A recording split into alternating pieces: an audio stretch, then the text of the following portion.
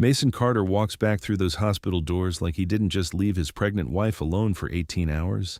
He's holding papers. I don't know what kind yet, but I know that look on his face, the one that says he's already decided how this ends. Brooke is in that bed, 28 weeks, monitors on her belly, scared out of her mind, and the man in the white coat standing between Mason and my best friend. That's not just her doctor. I found that out 2 hours ago. Still can't fully process it. Mason points his finger, raises his voice, says something about his rights as a father. Dr. Sullivan doesn't move, doesn't raise his voice, just looks at Mason the way people look at something they were about to remove from a room. I know exactly who you are, he says. The question is whether you know who I am. Let me back up, because none of this makes sense without the beginning. My name is Hazel Thompson. I'm 24 years old. I've been Brooke Carter's best friend since the 7th grade, when she lent me her purple gel pen during a math test, and we've been inseparable ever since. I know everything about her fear of elevators, how she stress eats cornbread when things get bad, the way she hums Beyoncé under her breath when she's nervous. What I didn't know, what neither of us knew, was that the answer to one of the worst nights of her life was working 2 floors above us the whole time. It started on a Thursday. Brooke called me from the restaurant where she waitressed, voice high and tight. Hazel, something's wrong. The baby's doing something weird. I was there in 12 minutes. She was in the break room, hands on her stomach, and she faced the color of old chalk. 28 weeks pregnant. The baby wasn't due for 3 more months, and she was having contractions, real ones, 5 minutes apart. I got her to St. Luke's Hospital in Atlanta in under 15 minutes. The ER team moved fast, wheelchair, monitors, a room with blue walls and too much beeping equipment. Brooke in a hospital gown, IV in her arm, that particular kind of scared that makes people very still and very quiet. I called Mason from the waiting room. He picked up on the second ring, which surprised me. Usually took 4 or 5. Brooke's in the hospital. Contractions, 28 weeks. You need to come now. Silence. Then, which hospital? St. Luke's on Peachtree. He showed up 40 minutes later. I watched him walk in from the waiting room window. He wasn't rushing. That's the thing I keep coming back to. His pregnant wife was in a hospital bed, and he walked from the parking garage like he was going to a grocery store. He went in to see her. I stayed in the waiting room to give them space. 15 minutes later, he came back out, phone to his ear, holding up one finger at me like, wait a second. Then he walked to the far corner of the waiting room, turned his back and talked for almost 10 minutes. When he came back, his face was different, closed off, decided. I gotta go, he said. I stared at him. I'm sorry? Something came up. She's fine. The doctors are handling it. Mason, she's 28 weeks and having contractions. She's stable. They said she's stable. He was already moving toward the door. I'll be back later. And then he was gone. I stood there for a full 30 seconds.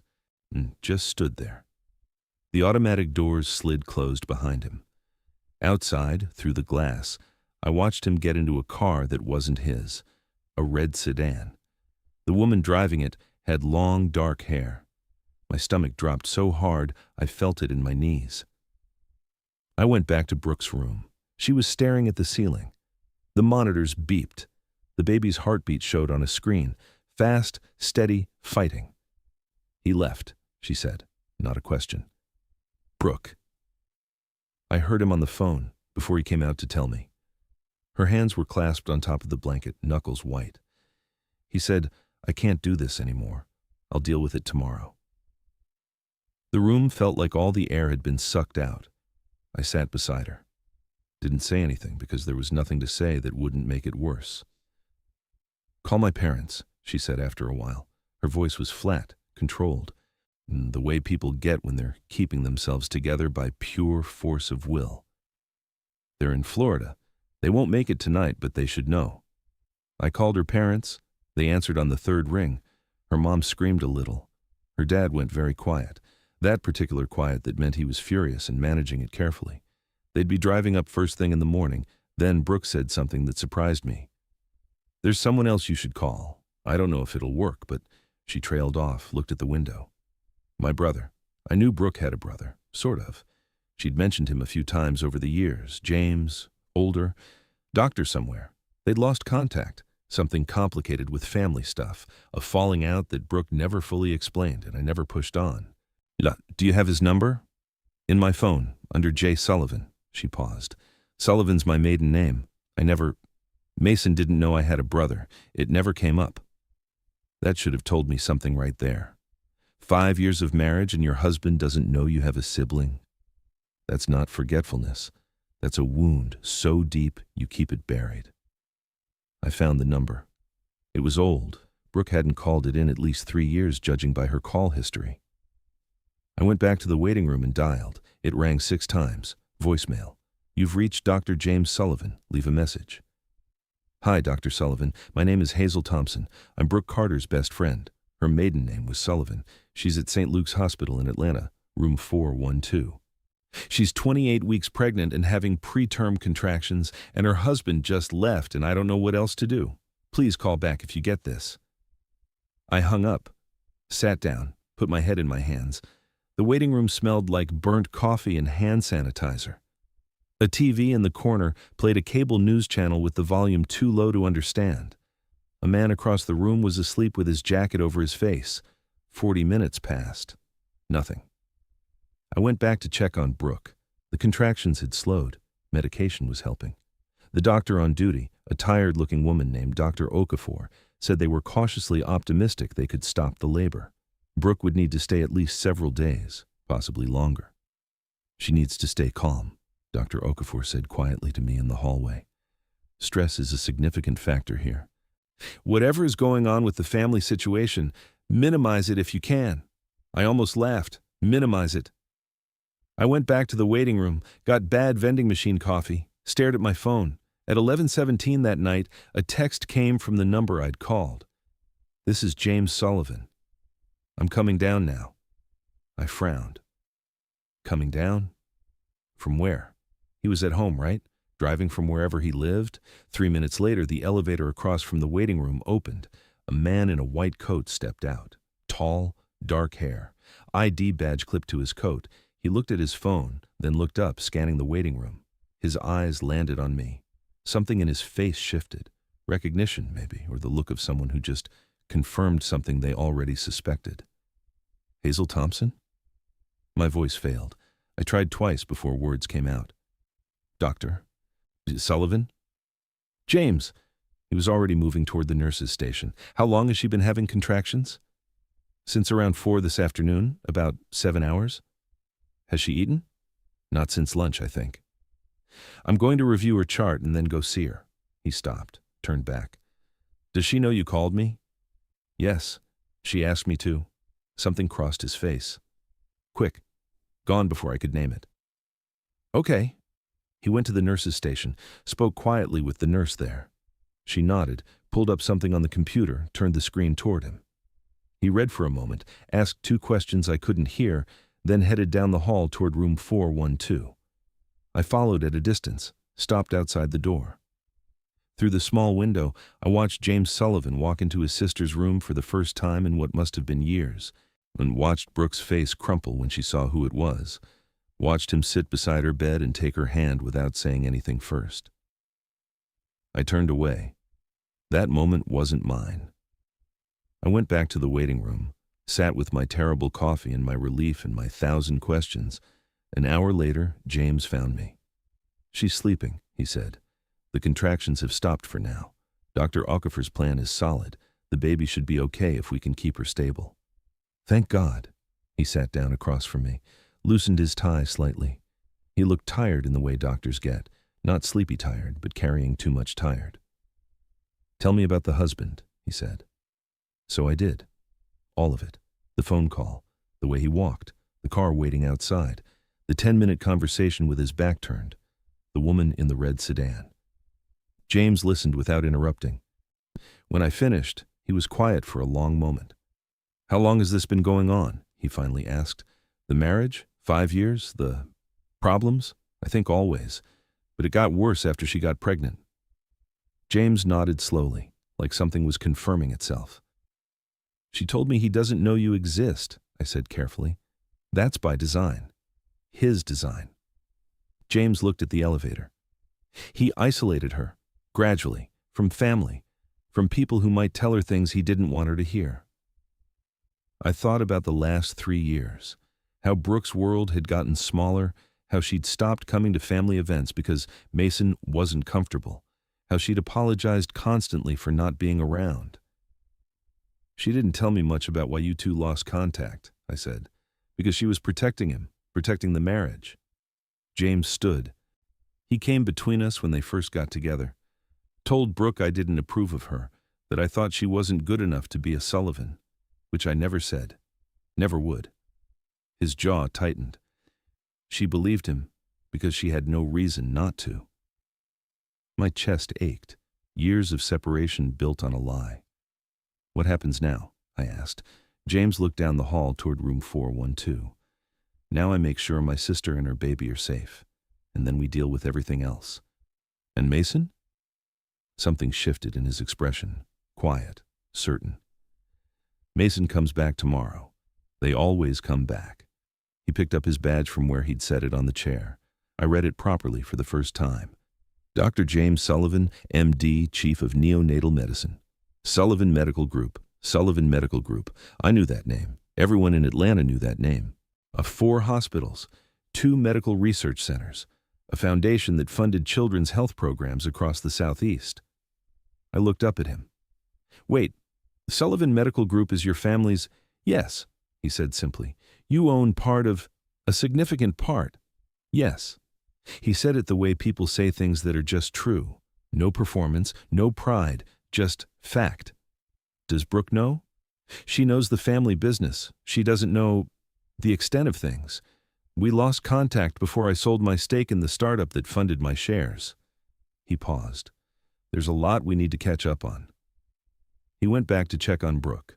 I sat in that waiting room with my cold coffee and the hum of fluorescent lights and the slow dawning understanding that Mason Carter had no idea what was coming. Mason showed up the next morning at 9:47. I know the exact time because I was watching the clock. Hadn't slept. Had gone home around 2 in the morning when James assured me Brooke was stable and sleeping, came back at 7 with a bag of her things, her own pillow, the lavender lotion she used every night, the playlist she'd made for the baby on her phone. Brooke had been calmer when I arrived. Not okay, but calmer. She'd eaten half a bowl of oatmeal, let a nurse braid her hair back, was watching a cooking show on the small TV with the sound low. James had rounded on her twice already.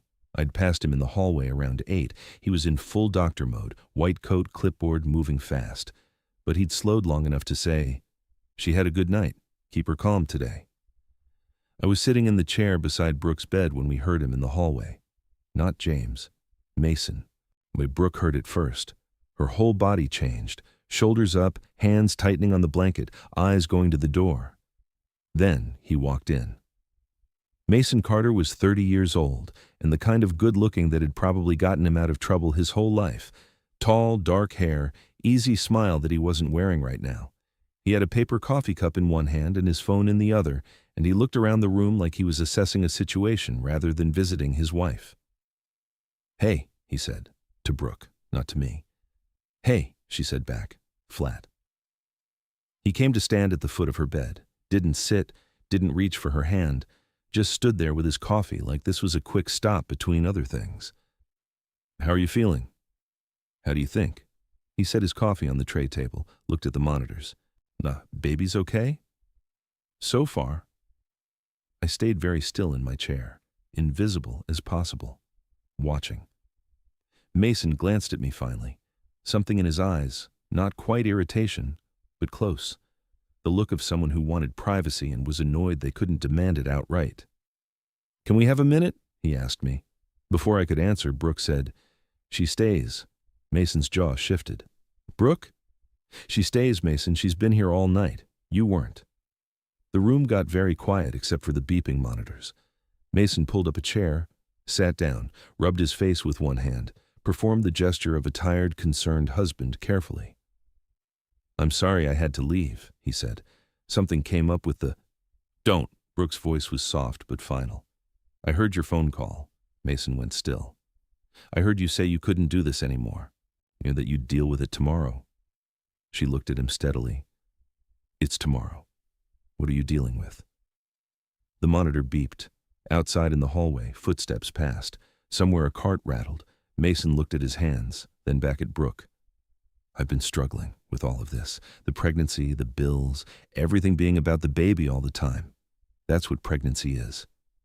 I know, He leaned forward, elbows on knees, voice dropping lower, softer. The register that probably worked on her before.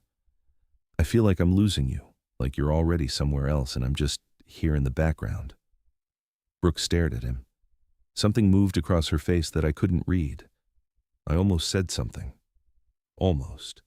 But then the door opened. James walked in, chart in hand, white coat.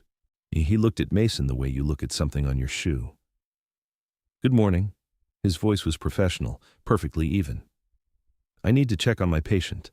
Mason stood. Who are you? Dr. Sullivan. I'm covering Mrs. Carter's care this morning.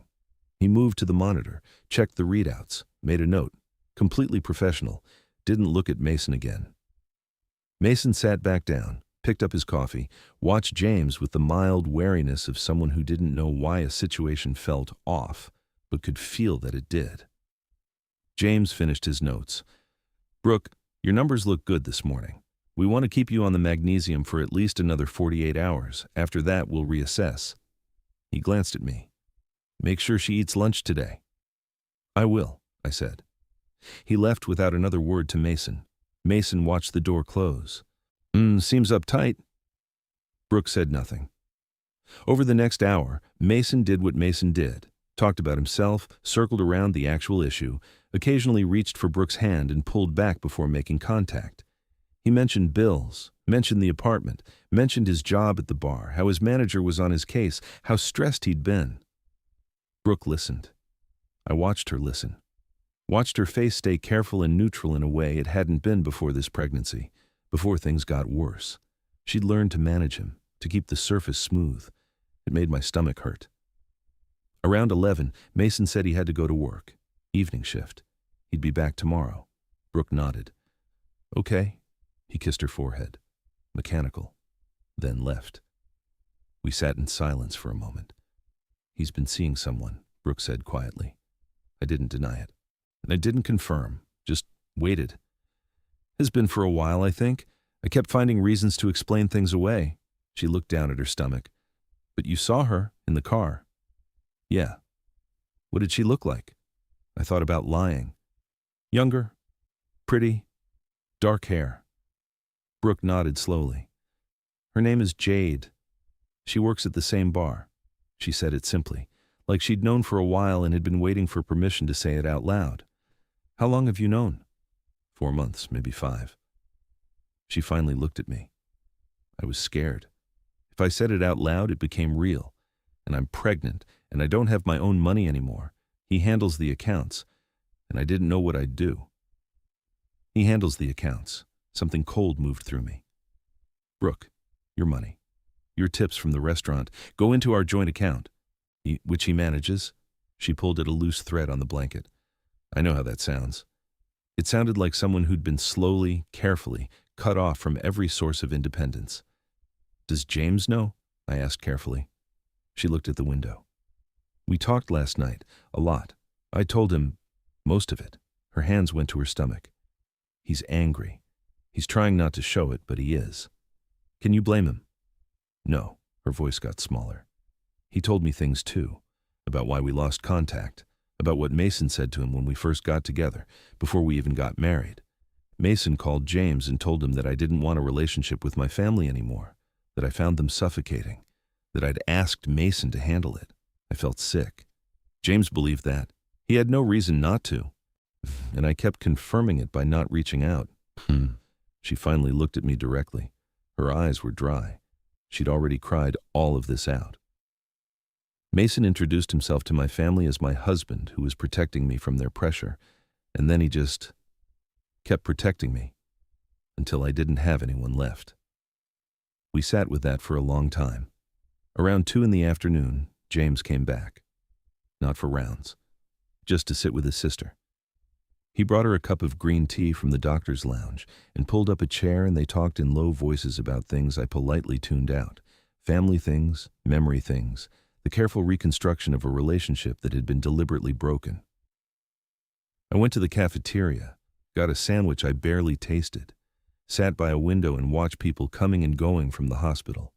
Families, fear, relief. The full range of human experience compressed into one building. My phone buzzed. "James, can you come back up? Something's happened. I was back on the 4th floor in 4 minutes." James was in the hallway outside Brooke's room. Beside him was a woman I didn't recognize. 50s, neat gray blazer, reading glasses pushed up on her head. She held a folder. "This is Patricia Walsh," James said. "She's on the hospital's legal team." I looked between them. "What happened?" "Mason called the hospital's billing department an hour ago," Patricia said. Her voice was matter-of-fact, professional. "He requested that all costs associated with Brooke's care be billed to her personal credit, not the joint account, not his insurance. He also requested a copy of her medical records citing spousal rights." "He's documenting," James said quietly. "Building a paper trail, probably for divorce proceedings, trying to establish that her medical costs are her sole responsibility." My hands felt cold. "Can he do that?" "He can try," Patricia said. "But there are some irregularities in the insurance coverage he provided when she was admitted. The policy is in his name. She's listed as a dependent. If he cancels that policy, which he can do as the primary holder, she loses coverage mid-treatment." "While she's in the hospital." "While she's in the hospital." Patricia opened her folder. "Dr. Sullivan has asked us to look into this. We'd like to get ahead of it." James looked at me. "I need to know everything you know, about the finances, the accounts, whatever Brooke has told you." So we sat in a small conference room off the nursing station, and I told him everything Brooke had told me. The joint accounts, the tips, the way Mason had gradually taken over all the financial management after they got married, how Brooke had stopped having access to her own money because Mason was better with finances, and it was just easier. James listened. Patricia took notes. When I finished, James was very still. "How much do you think is in those accounts?"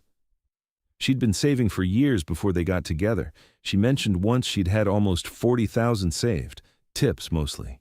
She worked doubles for 2 years to build that. Patricia wrote something down. "Oh, we need to move fast," James said.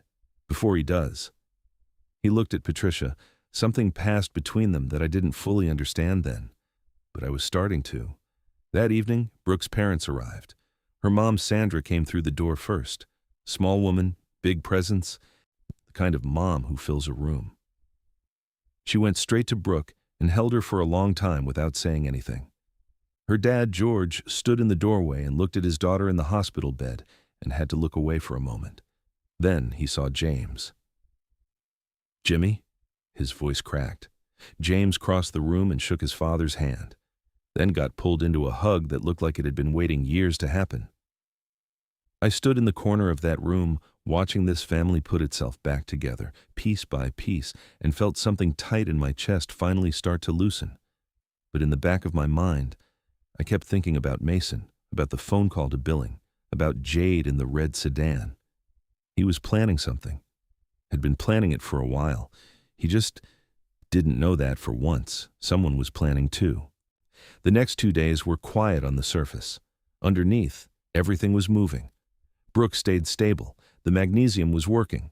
Dr. Okafor was cautiously optimistic that they could keep the baby in for at least another 6 weeks, maybe more. The goal was 34 weeks minimum. Every day counted. Brooke's parents stayed at a hotel 2 blocks from the hospital. Sandra was there every morning by 8, bringing things from the grocery store, fresh fruit, the specific brand of crackers Brooke liked, a small stuffed elephant for the baby's room that she set on the windowsill where Brooke could see it. George mostly sat, held his daughter's hand, watched the monitors. He was the kind of man who showed love through presence rather than words, and his presence was enormous. Mason came twice, both times with coffee he didn't offer to share. Both times with his phone face up on the tray table, both times leaving within an hour. He hadn't met Brooke's parents yet, not in years. They'd been slowly edged out too. When Sandra introduced herself in the hallway, Mason's smile was practiced, warm-looking.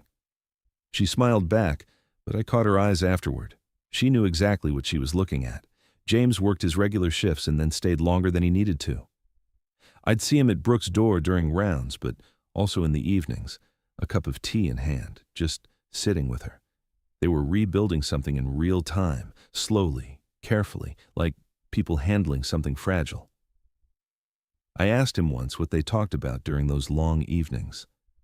Everything we missed, he said simply, and some things we both need to say out loud before we can move past them. On the third day, dear Patricia Walsh called a meeting. She'd been busy. Her folder was thicker now. She spread documents across the conference room table, James, Sandra, and George, and me on one side, Patricia at the head. I've pulled the financial records we have access to, she said, and I've been in contact with a forensic accountant our legal team uses. She turned over the first page, a bank statement, joint account, Mason and Brooke Carter. Current balance, $412. Sandra made a small sound. 18 months ago, the balance was $38,000, mostly Brooke's premarital savings, transferred into the joint account at Mason's request. Patricia's voice stayed even, professional, but her eyes were sharp. Over the past 18 months, there have been systematic withdrawals, mostly cash, mostly in amounts under $5,000 to avoid automatic reporting flags. He was draining it, George said, low, careful. Deliberately and methodically, yes. Patricia turned another page. He also opened a secondary account in his name only 8 months ago. We can't access the balance directly, but transaction records we do have access to suggest regular deposits consistent with the amounts withdrawn from the joint account. James's hands were flat on the table. Still. He was moving her money, I said, getting ready to leave. That's our assessment, yes. Patricia looked at James. There's more. Tell me. The insurance policy. As we suspected, he called the provider 3 days ago, the day after Brooke was admitted. He didn't cancel it. But he submitted a change of beneficiary form and started the process of removing her as a dependent. It takes 30 days to process, which means she has approximately 27 days of coverage left. The room was quiet. While she's still in the hospital, Sandra said, while she's still in the hospital and likely for several weeks after discharge, depending on how the pregnancy progresses. Patricia closed the folder. We need to act before that 30-day window closes. James looked at his father. Something passed between them. Sullivan Medical Group has a patient advocacy program, James said, for patients who lose insurance coverage mid-treatment. It was started 3 years ago after a similar situation. He paused. Brooke qualifies, regardless of family connection. But I want to use it. I want her covered no matter what Mason does. Already filed the paperwork this morning, Patricia said. Sandra reached across the table and squeezed James's hand. He looked slightly startled, then squeezed back. After the meeting, George pulled James into the hallway. I wasn't supposed to hear, but hospital hallways carry sound. How bad is it? George asked. Really? Financially, he's left her with almost nothing. Whatever she had saved is gone. She worked doubles for 2 years to save that money, after her first job before the restaurant. She was so proud of it. I know, Dad. A pause. Can you fix it? I'm working on that. I slipped away before they saw me listening. Went back to Brooke's room. She was awake, watching the little stuffed elephant on the windowsill like it could give her answers. When they had the meeting, she said when I came in. Not a question. Yeah. How much is left? I sat beside her. Not much. She nodded, slow, like she'd already calculated it somewhere in the back of her mind and just needed confirmation. I kept telling myself it was normal, that married people combine finances, that he was just better at it than me. Her hands rested on her stomach. The baby moved. I could see it, a ripple under the blanket. But I knew, somewhere I knew. You weren't stupid, Brooke. He was calculated. I was scared. She finally looked at me. I knew if I looked too closely, I'd have to do something about it, and I didn't know how. I didn't have anyone. You have people now. Her eyes watered. She blinked it back. James is really angry. He's managing it. He keeps it very controlled. But I can tell. A small sound that was almost a laugh. He was always like that. Even when we were kids, he'd get so quiet when he was upset, like he was containing something. What's he containing right now? I think Everything he wants to do to Mason and can't. She looked at the window. Outside, Atlanta was gray and drizzling. He asked me last night if I wanted to press charges for the financial stuff. What did you say? I said I didn't know yet. She touched her stomach. I need to think about what's best for the baby, for after, not just what feels right in the moment. That was Brooke. Even in the middle of this, thinking about the long game. On the fourth day, Mason came back. Different this time. No coffee, no phone on the table. He had an envelope. I was in the hallway when he arrived. Saw him get off the elevator. I saw the envelope in his hand, thick, legal-sized, his jaw set in the way of someone who'd rehearsed what they were about to do. I texted James immediately. Mason's here. He has papers. James replied in under 30 seconds. On my way. Keep him in the room. I went in ahead of Mason. Hey, Brooke. Mason's coming up. She heard it in my voice, sat up slightly, adjusted herself. Mason came in, closed the door, looked at me. I need to speak to my wife privately. I'm comfortable with Hazel here, Brooke said. His jaw shifted. Brooke, this is a private conversation. Then I'll tell you privately. Hazel stays. He looked at the envelope in his hand, making a decision. Then he put it on the tray table. I think we both know this marriage isn't working. Brooke said nothing. I watched her hands. Still, no trembling. But she'd been preparing for this. I've tried. You know I've tried. But we want different things, and with the baby coming. He stopped. I think it's better if we separate now rather than bring a child into something that isn't working. You want to divorce me, Brooke said, while I'm in the hospital, at 28 weeks. I know the timing isn't, while our baby is in danger of being born too early. I know it looks bad, but the door opened. James walked in. White coat, calm face. He looked at the envelope on the tray table, then at Mason. Mr. Carter. Mason turned, looked at James. The professional wariness from before was back.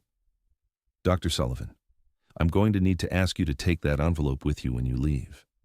This is a private conversation between me and my wife. Your wife is my patient. And my sister. James's voice was completely level. Serving divorce papers to a patient in medical distress in a hospital room is not something that happens here. Mason's eyes flicked to Brooke. Your sister? Yes. She never mentioned. She had her reasons. James moved to stand beside Brooke's bed. Not aggressive, just present. I've asked the hospital's legal team to review any documentation you attempt to serve during her admission. I've also made them aware of the insurance policy change you initiated 3 days ago. Mason's face changed. Fast. The performance fell away and something uglier showed underneath. That's my insurance policy, which covers your wife and unborn child. James picked up the envelope from the tray table, held it out to Mason. You're welcome to pursue whatever legal action you choose, but not here. Not today, not in this room. Mason didn't take the envelope. His hands were at his sides. You can't just... I can. Still calm, still quiet. I'm her physician, her family, and a member of this hospital's board. In this building, that gives me considerable say in what happens to my patient. He held the envelope steady. Please take this and go. Mason stared at him, really stared, trying to find the angle, the weakness, the thing he could use. There wasn't one. He took the envelope. This isn't over. I know, James said. I'll be here. Mason left. The door swung shut behind him. The room was silent except for the monitors, the baby's heartbeat, steady, strong. Brooke let out a breath that sounded like it had been held for 5 years. James set his hand on the bed rail. You okay? Yeah. Her voice was thick. Yeah, I'm okay. Good. He straightened, back to doctor mode, checked the monitor reading. Your blood pressure spiked. I need you to breathe slowly for me. She breathed. I watched the numbers on the screen come down. I stood in the corner of that room feeling something I couldn't quite name, not quite relief, something bigger. The sense of watching a balance shift, of power moving from the person who'd held it wrongly to the people who'd been without it. Mason Carter had walked into this hospital thinking he held all the cards. He'd just played his hand against the wrong table. Outside in the hallway, I found James leaning against the wall. He was staring at the floor. That particular stillness Brooke had described. The contained thing. "You okay?" I asked. "Give me a minute." I gave him a minute. Then he looked up. His jaw was tight. His eyes were bright in a way that wasn't quite calm. "He had divorce papers drawn up 3 weeks ago," he said. "Patricia got the filing date from the document header 3 weeks ago, while Brooke was still working doubles at the restaurant, while she was 7 months pregnant. 3 weeks ago, before she was even in the hospital. He was waiting for the right moment," I said. "He was waiting until she was scared enough to sign without reading." James pushed off the wall. "That's not happening."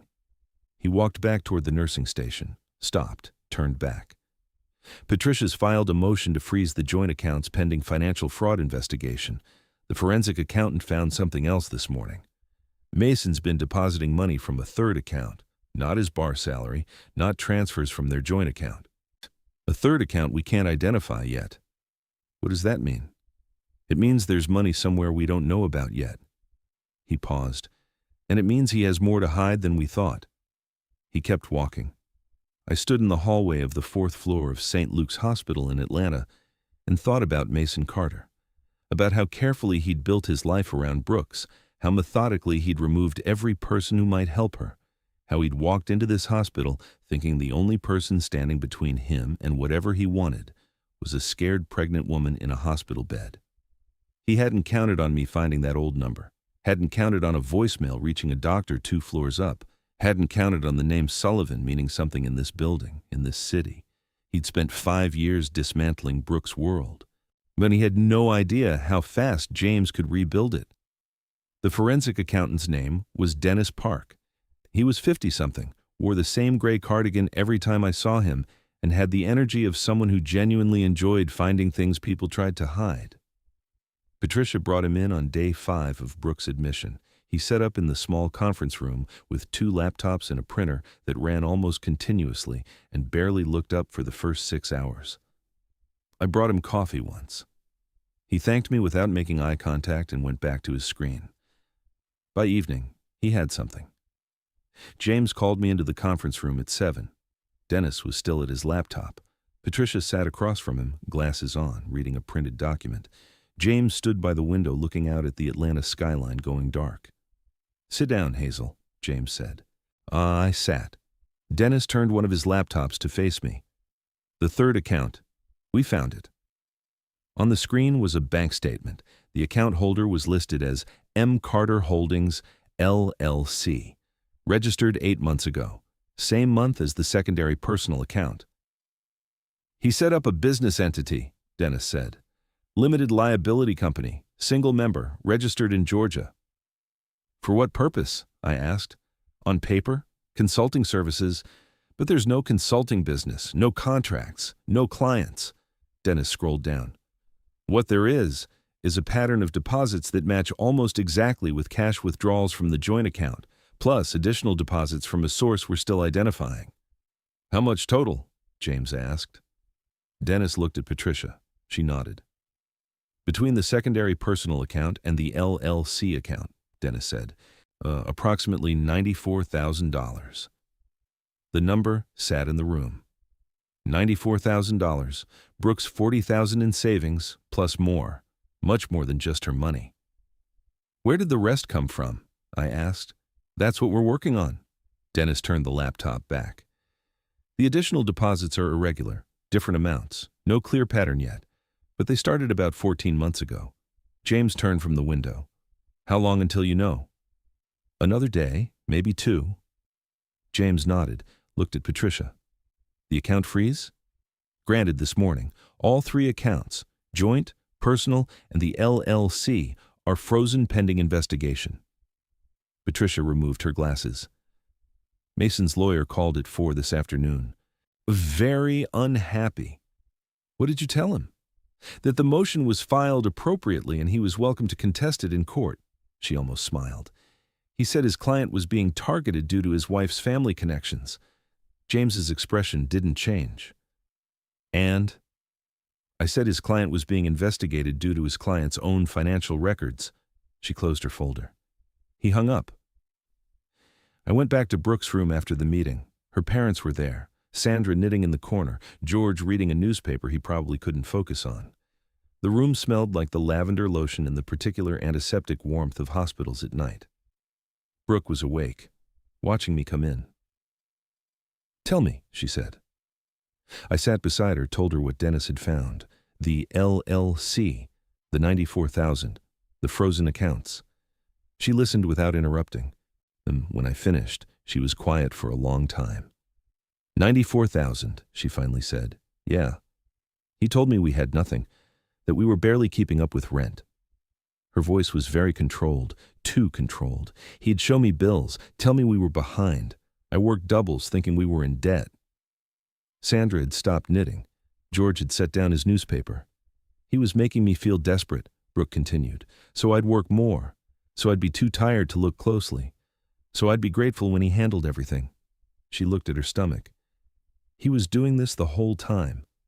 The heart monitor beeped steadily. The baby moved. That ripple under the blanket that meant everything was still okay. "Baby's still good," I said. Needed to say it. Needed to put something solid in the room. "I know." Brooke touched her stomach and held her hand there. "I just keep thinking about what kind of father he was going to be, whether he was going to do this to her too, gradually take away her options until she didn't have any." "Her," I looked at her. "You know it's a girl?" Brooke smiled, small but real. "Found out 2 weeks ago, didn't tell Mason. He wanted a boy. I knew he'd make it about him." She rubbed her stomach gently. "Her name is going to be Clara." Clara. Something loosened in my chest. The next morning, Mason's lawyer showed up at the hospital. Not Mason, his lawyer. A man named Garrett Reed, 40s, sharp suit, the practiced confidence of someone used to making problems go away. He requested a meeting with Patricia. She agreed. James asked to be present. Garrett agreed to that too, probably assuming James was there as family rather than someone who knew exactly what was in those financial records. I wasn't in the meeting, but Patricia told me afterward, word for word. Garrett opened by calling the account freeze and overreach, said his client had done nothing improper, that the LLC was a legitimate business venture, that the withdrawals from the joint account were mutually agreed upon. Patricia asked for documentation of that agreement. Garrett said it was verbal. Patricia said verbal agreements were difficult to prove and moved on to the additional deposits. Asked Garrett to explain where $94,000 came from on a bartender's salary. Garrett said his client had other income sources. Patricia asked for documentation. Garrett said he'd need time to compile that. Patricia said she'd give him 48 hours before she filed a formal fraud complaint with the state. Garrett's tone changed after that, got quieter, asked what Brooke wanted, whether there was room for a negotiated resolution. James spoke then. First time in the meeting, he asked Garrett one question. "Does your client understand that the Sullivan Medical Group's legal resources are fully committed to this case?" Garrett knew the Sullivan name. Everyone in Atlanta's medical and legal community knew the Sullivan name. His answer was very careful. "I'll relay that to my client." "Please do," James said, "and tell him I'd like a full accounting of every dollar from those accounts within 48 hours. Voluntary disclosure gets treated more favorably than discovery." Garrett left. Patricia told me James walked out of that meeting. Act went straight to his office, closed the door, and stayed there for 20 minutes.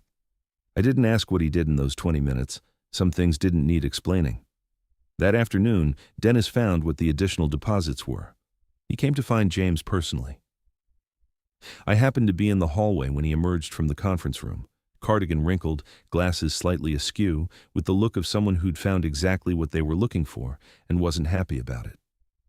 "Dr. Sullivan, we need to talk." They went into a private office. I waited. 15 minutes later, James came out. He looked at me. Something in his face I hadn't seen before, not anger exactly, heavier than that. "Come with me," he said. We went to Brooke's room. Her parents were at the hotel. Brooke was alone, half dozing. She woke when we came in. I read James's face immediately. "What happened?" James pulled up a chair, sat close to the bed. "I need to tell you something, and I need you to stay calm. For Clara." Brooke's hands went to her stomach. "Tell me." "The additional deposits in Mason's LLC. The money we couldn't identify." James kept his voice even. Dennis traced them to a personal injury settlement. Brooke frowned. Mason was in an accident? No, James held her eyes. You were. The room went completely still. 3 years ago, James continued, a car accident. You were rear-ended at a stoplight. Do you remember? I remember. My neck. I had physical therapy for months. You also had a personal injury claim against the other driver's insurance. James looked at the blanket, then back at her. The settlement was for $60,000. It was deposited into an account in your name. I never saw... Brooke stopped. Her face changed. He handled it. He said he was handling the insurance stuff. I was working so much, I just let him... He redirected the settlement funds to the LLC account 18 months ago, using power of attorney documents. I never gave him power of attorney. The documents are forged, James said quietly. Patricia confirmed it this morning. The heart monitor, the beeping, steady, too loud in the silence. Brooke didn't move, didn't speak, just sat there with her hands on her stomach and her eyes fixed on some point past James's shoulder. $60,000, she said finally. Yes, that was my money. From my accident. For my injuries. Yes. And he forged documents to take it. Yes. Sandra appeared in the doorway then. But she'd come back early from the hotel. She took one look at her daughter's face and the room and knew something had broken. Baby, she said softly. Brooke looked at her mother. Her face crumpled, not into tears, into something raw, the expression of someone who's been holding something enormous for a very long time, and finally has permission to set it down. He took everything, Mama. Her voice cracked on the last word. He took everything. Sandra crossed the room in 4 steps and gathered her daughter in her arms. Brooke let herself be held for the first time in what looked like years. James stood, moved toward the door. His face was controlled, completely controlled, the way a building looks normal right before something structural gives way. I followed him into the hallway. He walked to the end of the corridor. You stopped at the window, stood looking out at the parking garage. I stood beside him, didn't say anything. $60,000, he said after a long time, from her accident, her pain, her months of physical therapy. He exhaled slowly through his nose. And she's been working doubles at a restaurant because he told her they had nothing. James, I knew something was wrong 5 years ago when they first got together. I told her he was isolating her. She told me I was overprotective, that I needed to let her make her own choices. He stopped, and I let her go, because I didn't want to be the controlling older brother, because I thought maybe I was wrong. You weren't wrong. No, I wasn't. His jaw was tight. And she spent 5 years paying for the fact that I walked away. She asked you to. He made her ask you to. I know. He pressed 2 fingers to his forehead. I know that. I do. He stopped himself. Reset. I need to think clearly right now. I can't afford to be angry. You can be angry later. Yes. He turned from the window, docked her face back in place. The contained thing locked down again. Right now, I need to call the district attorney's office. Forged power of attorney documents and redirected settlement funds crosses from civil fraud into criminal territory. Will they take it seriously? They'll take a call from Sullivan Medical Group seriously. Yes. He was already moving. Patricia's filing a criminal complaint this afternoon. We need a restraining order preventing Mason from accessing or destroying any additional financial records. And I need to call our family's attorney in addition to the hospital's team. He stopped walking, turned back. Hazel, thank you. I blinked. For what? For making that call, for finding an old number and leaving a voicemail in a waiting room at midnight. He looked at me steadily. I've been 2 floors above my sister for 2 years. I didn't know she was here. I didn't know any of this. His voice was quieter now. You found me. I didn't know what to say. Settled on. She needed you. I know. She should have been able to need me for years. He turned again. I'm going to make up for that now. He walked toward the elevator, phone already out. I stood in the hallway of the 4th floor and thought about Mason Carter, about the careful, patient way he'd taken apart a woman's life, her savings, her settlement, her family, her sense of reality. Everything stripped down until she was alone and scared and dependent on someone who saw her as a resource rather than a person. He'd been so careful, so methodical, thought he'd covered everything. But he hadn't counted on a Tuesday night in September when his pregnant wife went into the hospital, and her best friend found an old phone number and a doctor 2 floors up picked up. He hadn't counted on that. And now, the thing he'd spent 5 years building was about to come apart at exactly the rate he'd put it together, piece by piece, document by document, dollar by dollar. I went back to Brooke's room. Sandra was still holding her. George had returned at some point and was sitting on the other side of the bed, one large hand over his daughter's. Brooke looked up when I came in. Her eyes were red. But something else was there too, something that hadn't been there before, solid, like ground under feet that had been searching for it. "Is James handling it?" she asked. "He's handling it," she nodded, looked down at Clara moving under her hands. "Tell me something good," she said. I thought about it. Dennis found everything. Every dollar, every account, every forged document. There's nowhere for Mason to hide it. That's not exactly good news. No, but it means it's over. The hiding part is over. She was quiet for a moment. "Clara's going to be okay," she said. "The doctor said today her lungs are developing well. She's small, but she's strong." Like her mother, Brooke almost smiled. "I don't feel very strong right now." "You've been strong this whole time. You just had to do it alone." I sat beside her. You don't have to do that anymore." Outside the window, Atlanta was going dark again. Another day ending. Another set of things uncovered that couldn't be buried again. Somewhere in the city, Mason Carter's phone was probably ringing.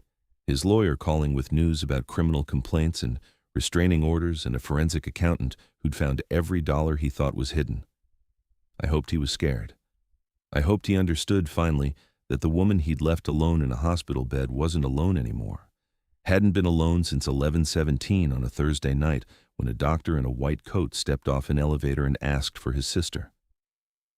Mason was arrested on a Friday morning. I wasn't there when it happened. Brooke told me later. Sandra had been with her and they'd seen it on the news. A brief segment, local Atlanta news. A man arrested on charges of financial fraud, forgery of legal documents, and theft by deception. His name on the screen. His face in a photo that looked like it had been pulled from social media. That easy smile, that practiced warmth. Brooke said she watched it 3 times, not from satisfaction, from the need to make it real, to confirm that the thing she'd been afraid to look at directly for 5 years was actually happening. Sandra had held her hand through all 3 viewings. I found out from Patricia, who called me at 7:15 that morning. Her voice was professionally neutral, but I could hear something underneath it. The particular satisfaction of someone whose work had done exactly what it was supposed to do. "The DA moved faster than expected," she said. The forged power of attorney documents were enough for immediate charges. The additional fraud counts will be added as the investigation continues." What does that mean for Brooke? It means the criminal case proceeds independently of her divorce proceedings. She doesn't have to choose between protecting herself financially and cooperating with prosecution. Both happen simultaneously. And the money? Asset recovery is a separate process, but with the accounts frozen and the criminal charges filed, the court will order full accounting. What's recoverable will be returned. A pause. It may not be everything. Some will depend on what he's already spent. But the settlement funds, the $60,000, those are clearly traceable. Recovery on that is likely. I thanked her, hung up, and sat on the edge of my bed in my apartment for a long moment, then got up, got dressed, and drove to the hospital. Brooke was quiet when I arrived, not the scared quiet of the first days, a different kind, the quiet of someone sitting with something enormous and trying to find its edges. James was there, sitting in the chair beside her bed. No white coat, he was between shifts.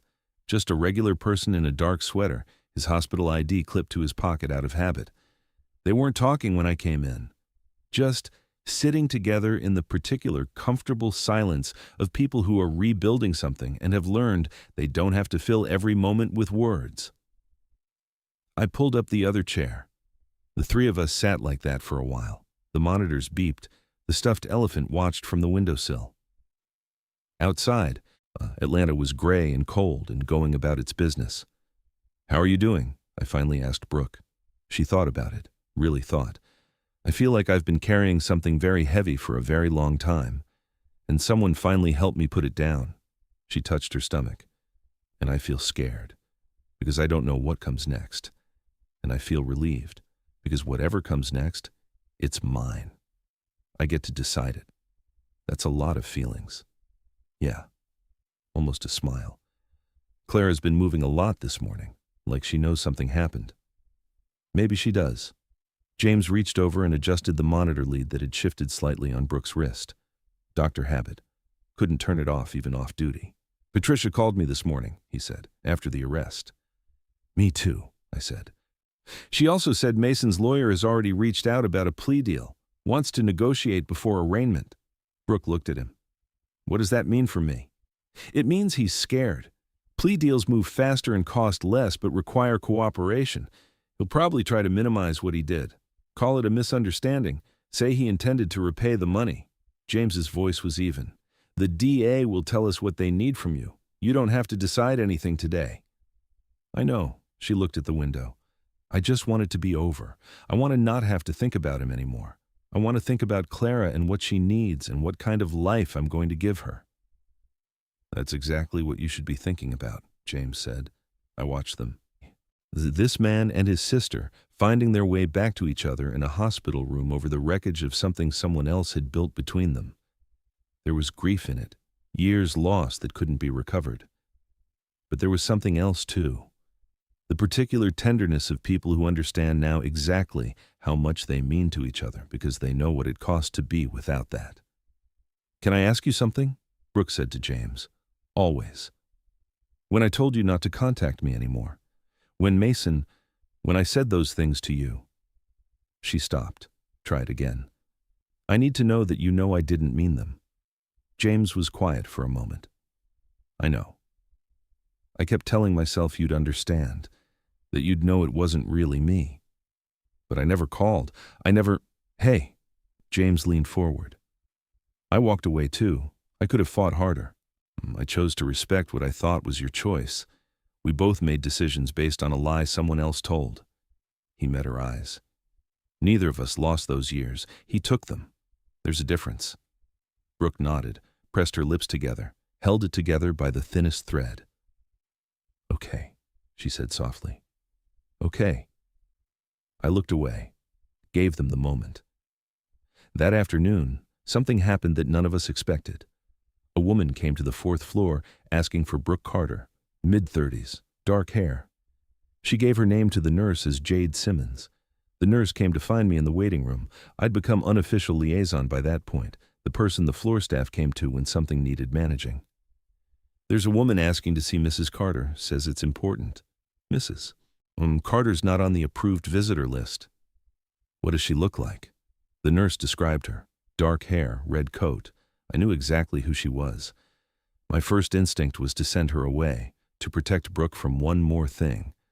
But something made me pause. I thought about what Brooke had said, that she wanted it to be over, that she wanted to not have to wonder anymore. I went out to the waiting room. Jade Simmons was sitting in one of the plastic chairs. She looked terrible. Eyes red, coat wrinkled like she'd slept in it. She stood when she saw me approaching. "Are you Hazel?" The nurse said. "What do you want?" I kept my voice low, even. "I need to talk to Brooke. I know I don't have any right to. She stopped. "I found out this morning, about the arrest, about everything." Her hands twisted together. "I didn't know. About the money, about any of it." "You knew he was married." "Yes." She didn't flinch from it. "I knew that, and I'm not here to make excuses for that part. I knew, and I made a terrible choice." She looked at me directly. "But I didn't know about the fraud. I didn't know about the settlement money. I didn't know he was leaving her with nothing."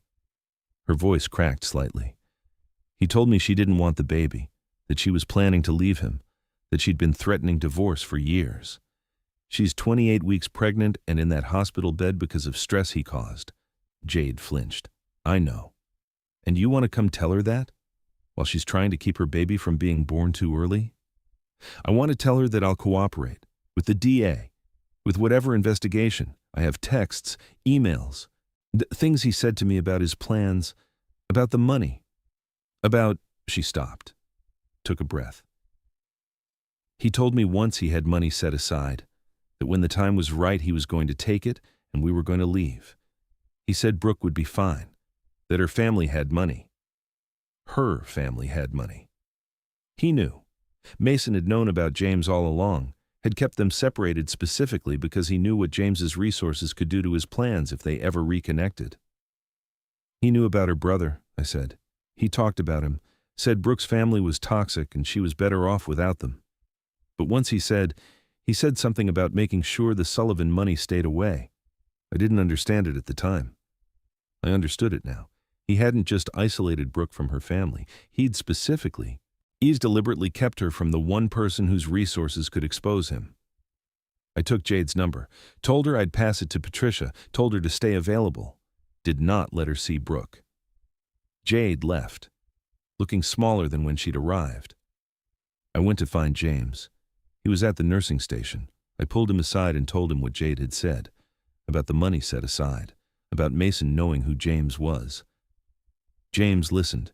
His face didn't change, but his hands, flat on the counter, pressed down slightly harder. "He knew," James said. "He knew the whole time. He didn't just separate you accidentally. He targeted it. He knew that if Brooke had access to me, to our family's resources, he couldn't do what he was planning." James straightened. "He built a 5-year plan around making sure she didn't have anyone who could help her. And it almost worked. Almost." His eyes were dark. "Patricia needs to know about Jade. This adds premeditation to the fraud charges. It changes the nature of the case significantly." He called Patricia immediately. I stood nearby, listening to a one-sided conversation that felt like watching someone methodically close every door Mason had left open. When he hung up, I asked the question I'd been sitting with all afternoon. "What happens to Brooke now, after she gets out of the hospital? She has almost no money, no insurance. Well, the program covers her treatment, but after.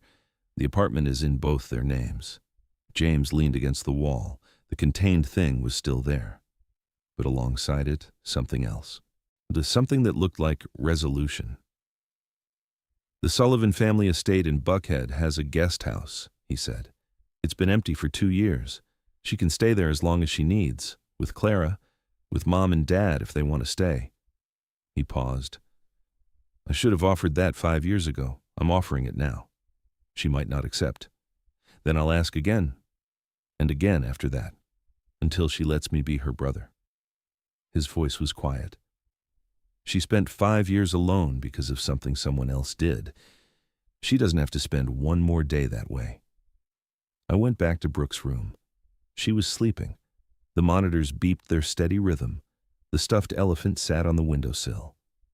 I sat in the chair and watched my best friend sleep and thought about everything that had happened in the past week, how close it had come to going differently. The Mason serving those papers in a hospital room, and Brooke, exhausted and scared and without resources, signing them.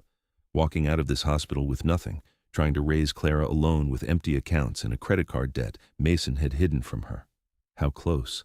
A voicemail, an old phone number, a doctor 2 floors up. That was the difference. Sometimes the whole direction of a life turns on something that small. Brooke stirred, opened her eyes, saw me and relaxed. "How long was I asleep?" "Couple of hours. You needed it." She shifted carefully, checked the monitor instinctively. She'd learned to read them over the past week. Clara's heartbeat, still strong. "James was here earlier," I said. "He wants to talk to you about after when you get out. The guest house. He told you already?" "He mentioned it this morning." I told him I needed to think. She was quiet for a moment.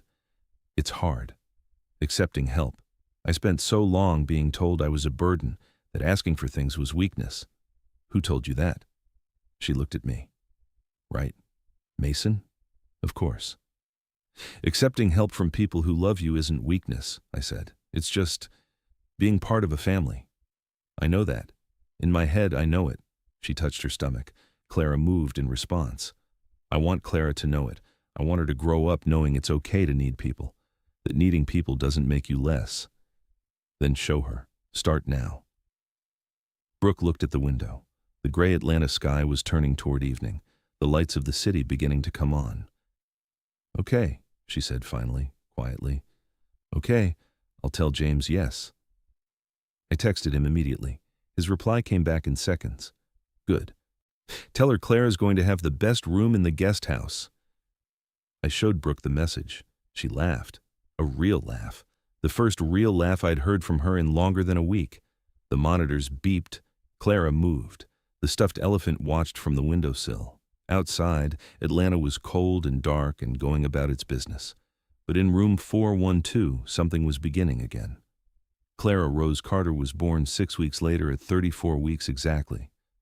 I was in the waiting room when it happened. Sandra beside me, George pacing a path in the linoleum, James in scrubs because he'd refused to be anywhere else even though he wasn't the delivering physician. He stood in that delivery room as Brooke's brother, not her doctor, and held her hand through every contraction. She weighed 4 pounds 11 ounces, needed 2 weeks in the NICU. But her lungs were strong. Her heartbeat was strong. She came into the world fighting and kept right on doing it. I saw her through the NICU glass the first night, tiny, impossibly tiny, wires and monitors and a little pink hat someone had put on her head. Her hands curled into fists like she was already ready to argue with the world. She looked exactly like Brooke. James stood beside me at that glass for a long time, not saying anything, just looking at his niece. "She's going to be okay," he said finally. Not a question. "Yeah," I said. "She really is." The divorce was finalized 4 months after Brooke left the hospital. Mason pled guilty to 2 counts of financial fraud and 1 count of forgery. His lawyer had negotiated hard, but the evidence was too complete. Dennis Park had found every dollar, every transfer, on every forged signature. There was nowhere to hide and nothing to contest. He received 18 months probation, mandatory repayment of all stolen funds, and a permanent fraud conviction on his record. His lawyer tried to argue for leniency given his clean prior record. The judge noted that targeting a pregnant woman and systematically stealing her personal injury settlement while she worked double shifts to support them did not suggest someone deserving of significant leniency. Jade Simmons cooperated fully with the prosecution. Her testimony about Mason's deliberate plan to separate Brooke from her family, specifically from James, elevated the charges and removed any possibility of the plea deal his lawyer had originally hoped for. Jade had lost her job at the bar. Last I heard, she'd moved back to her hometown in Tennessee. I didn't feel sorry for her exactly, but I understood that Mason had used her too in his own way, told her what she needed to hear to get what he wanted. That was what he did. The $60,000 settlement was fully recovered. The additional funds from the joint account, $34,000 of Brooke's original savings, were partially recovered. Some had been spent, gone on things that couldn't be clawed back. But between the settlement recovery and what remained, Brooke walked away from the marriage with more than Mason had ever intended her to have, which was anything at all. The guest house in Buckhead was smaller than the main Sullivan estate, but bigger than any place Brooke had lived in years. 3 bedrooms, a garden in the back that Sandra immediately took over. A kitchen with good light that Brooke learned to actually cook in, real cooking, not just whatever was fast between shifts. She didn't have to work doubles anymore. She didn't have to work at all for a while, which felt deeply wrong to her at first. She'd built her identity around working hard, around being the person who carried her own weight. Having that taken away, even for good reasons, left her unsteady. James understood. "You're not working," he told her one evening when she'd expressed it for the 3rd time. "You're raising Clara. That's the most important job there is. It doesn't feel like enough. It's everything." He looked at his niece asleep in Brooke's arms. "Give yourself permission to just be present for a while. You've earned it." She was trying. I watched her try every time I visited. Which was often, the guest house was 20 minutes from my apartment, and I'd gotten used to Saturday mornings there. Sandra's biscuits, George watching old westerns in the living room, James stopping by between shifts, Clara growing faster than seemed possible. Brooke started a legal advocacy blog 4 months after moving in. Nothing formal at first, just writing about what had happened to her, the financial abuse, the isolation, the way it had happened so gradually she hadn't seen it, how to recognize the signs, what resources existed, what she wished she'd known. It found an audience faster than she expected. Women who recognized their own situations in her words. Women who didn't yet know how to name what was happening to them. Women who'd already been through it and needed to know someone else had survived. She wrote simply, or directly. The way she'd always talked, no performance, no drama, just truth.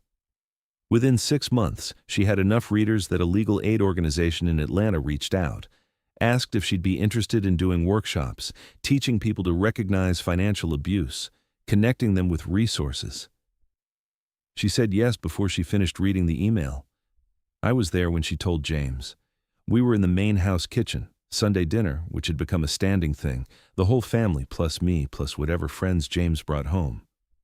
Sandra had made fried chicken, collard greens, mac and cheese, and a sweet potato pie that had become the centerpiece of every gathering.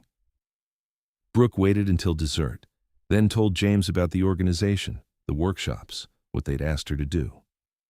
James set down his fork. You said yes? I said yes. He looked at her for a long moment. Good. You're not going to tell me to take it slow? Ease into things? No. He picked his fork back up. You've been easing into things your whole life because someone told you that was the appropriate pace. You know what you're doing. Do it. Sandra reached over and patted Brooke's hand. Your grandmother would have done the same thing, turned her own hard time into something that helped people. Brooke smiled. The real kind. The kind that had been coming more easily the past few months. I learned from the best. Flattery, Sandra said, but I'll take it. Clara chose that moment to bang her spoon on her high chair tray with great enthusiasm. Everyone laughed. The sound of it filled the kitchen, warm, loud, layered. The sound of a family that had been broken and was now, imperfectly and deliberately, putting itself back together.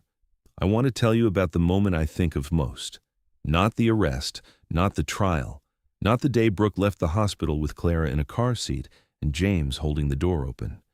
The moment I think of most is smaller than all of those. It was about 3 weeks after Brooke moved into the guest house. Clara was still in the NICU, gaining weight, getting stronger daily. Brooke was going back and forth to the hospital twice a day, learning to breastfeed through NICU protocols, doing skin-to-skin contact every chance she got.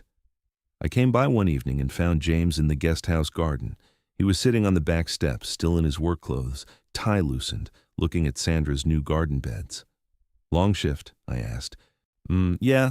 He moved over to make room. I sat beside him. We sat like that for a while. The garden smelled like turned soil and something floral Sandra had planted. Crickets had started up. The sky was going from orange to purple. Can I ask you something? I said. Sure. Are you okay? Like, actually okay. You've been handling everything for everyone for weeks, but nobody really asks you. He was quiet for a moment. I missed 5 years of my sister's life. I'm going to be processing that for a long time. That wasn't your fault. I know. Knowing and feeling are different things. He looked at the garden. I keep thinking about all the Sunday dinners, all the Christmases, Clara being born and me not knowing she existed until you called. He stopped. But then I think, I'm here now. She's here now. We found our way back. Not the way I'd have chosen. But we're here. That's something. It's everything. He said it simply, the way he said things that were just true. I thought about that voicemail, that old phone number, the waiting room at 11:17 on a Thursday night. I almost didn't call, I said. I almost thought it was too weird, too random, that you wouldn't pick up. I almost didn't. He looked at me. I was in the middle of a shift, saw an unknown number, almost let it go to voicemail and forgot about it. He paused. Something made me listen immediately. I don't know what. She needed you. Yeah. He looked back at the garden. She needed me. We sat there until the sky went fully dark, and Sandra called from inside that there was leftover pie if anyone wanted it. James stood, offered me a hand up. Che Hazel. He said my name like he meant it, like he'd thought about what he wanted to say. Thank you. For being her person all these years, when I couldn't be. My throat tightened. She would have done the same for me. I know she would. He smiled. First full smile I'd seen from him. That's why she deserves people like you. We went inside, ate pie, listened to George tell a story he'd told 3 times before, watched Sandra roll her eyes affectionately at the 4th telling. Normal, warm, whole, the kind of evening that would have been impossible 4 months ago. Clara came home from the NICU on a Tuesday. 5 pounds, 8 ounces, eyes that tracked everything, hands that grabbed fingers and held on with surprising strength. James carried her through the guest house door, Brooke right beside him. Sandra and George and me filling the hallway. They'd set up the nursery together, Brooke and James, over 3 weekends, arguing gently about paint colors and where to put the changing table. It was yellow, warm yellow like sunlight, a mobile over the crib that played soft music, the stuffed elephant from the hospital windowsill in the corner. James set Clara in the crib, stood back, looked at his niece in her room in the house he'd grown up beside. Brooke stood next to him, their shoulders touching. "She's home," Brooke said. "She's home," James agreed. Clara looked up at the mobile, watched it turn, reached one small fist toward it. The music played, soft and steady, like a heartbeat. 2 years later, Brooke's legal advocacy workshops reached women in 7 cities across Georgia, Tennessee, and Alabama. She'd partnered with 3 legal aid organizations and was developing curriculum for a financial abuse awareness program that James's foundation helped fund. She was also enrolled part-time in a paralegal program, moving toward something, at her own pace, on her own terms. Clara walked at 11 months, talked in full sentences by 18, had her mother's eyes and her Uncle James's stubbornness and an opinion about everything. James became her favorite person. She called him Jimmy, which he allowed only from her.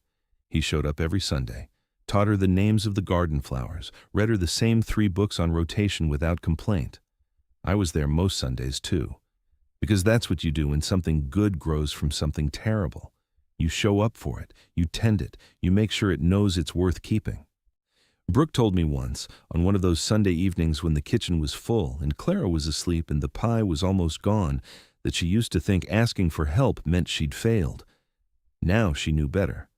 Now she knew that the bravest thing she'd ever done was let someone answer when she needed them. Even if that someone was just her best friend making a phone call at midnight to an old number she wasn't sure would work. Even if that someone turned out to be 2 floors up, waiting without knowing he was waiting. Even if the whole shape of her life changed because of a voicemail. It did. And it was worth every bit of it.